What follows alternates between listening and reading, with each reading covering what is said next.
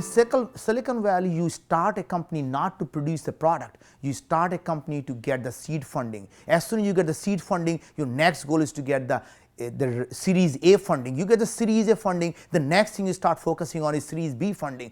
You rarely focus on what you're trying to do. You're rarely enjoying the journey. You rarely focus on what your customers want. You're always thinking about funding. In fact, the funding comes to people who are creating the products that people want. So if you go out and focus on building the product that your customers want, the best venture capitalist is your customer. I can tell you I've started many companies, and I didn't start when I was rich. We started the company never taking any VC money. You know why? Because it started to give us the idea of how do we run the frugal entrepreneurship?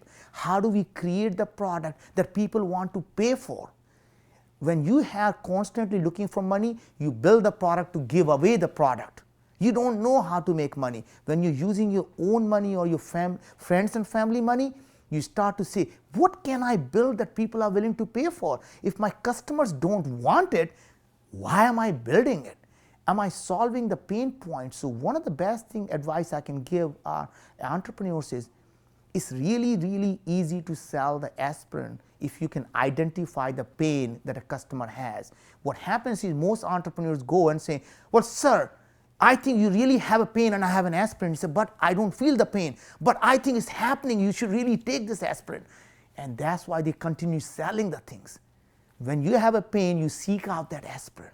So I think it's to identify the pain point and make sure that your aspirin solves that pain point, and people will seek you out. You don't have to sell anything.